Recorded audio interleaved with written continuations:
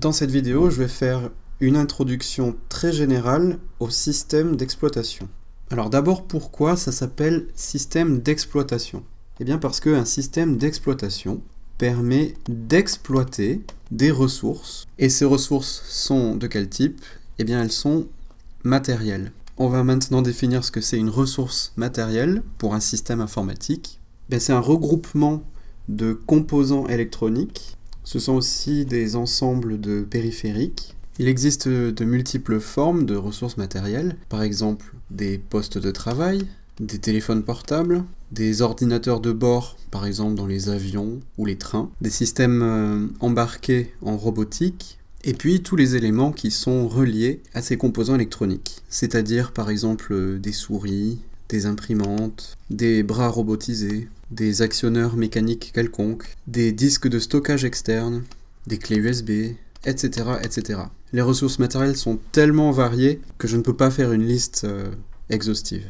Cependant, on retrouve trois caractéristiques principales pour ces composants électroniques. Ils permettent, en général, de stocker de l'information. Ils permettent d'exécuter un traitement, des calculs, et ils fournissent des moyens de communiquer entre eux et d'interagir avec les humains. Voici quelques exemples de systèmes d'exploitation existants. D'abord les systèmes d'exploitation grand public que tout le monde connaît, Windows, macOS, OS qui signifie Operating System, système d'exploitation, Linux, iOS pour iPhone, iPad, Operating System, Android. Ces deux derniers on les retrouve en général sur des tablettes ou des téléphones portables.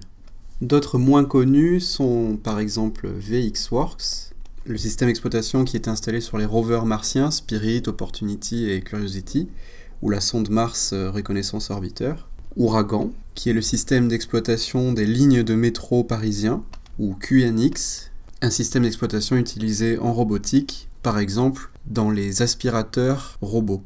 Donc on peut représenter le matériel, c'est-à-dire l'ensemble des composants électroniques, comme une seule entité, et le système d'exploitation qui va englober ce matériel pour fournir des services. On appelle aussi cette couche autour du matériel le noyau. Ces services sont utilisés par des applications qui vont faire des appels système qui eux-mêmes vont gérer le matériel, c'est-à-dire exploiter le matériel.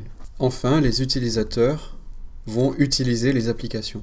Donc dans le noyau d'un système d'exploitation, on va retrouver trois grandes composantes. La gestion des processus, c'est-à-dire ce qui concerne l'exécution des programmes. La gestion de la mémoire, c'est-à-dire tout ce qui est le transfert des données nécessaires pour le programme. Et la gestion des fichiers, c'est-à-dire maintenir l'ordre de manière en général arborescente de l'ensemble des données utilisées par les applications. La gestion des processus de la mémoire et des fichiers sont les trois fonctionnalités primordiales pour un système d'exploitation. On retrouve aussi la gestion des entrées-sorties, c'est-à-dire tout ce qui concerne la communication avec l'extérieur, la gestion des communications réseau, et également les interfaces graphiques et les interfaces d'interaction avec les humains. Ceci me permet par exemple de créer cette vidéo. Pour schématiser tout ça, on a un humain, utilisateur d'une application. Cette application va elle-même utiliser le système d'exploitation, et ce système d'exploitation va exploiter le matériel. Donc l'humain fait une interaction avec l'application. L'application fait ce qu'on appelle un appel système. Et enfin, le système d'exploitation va gérer le matériel et notamment faire des instructions matérielles.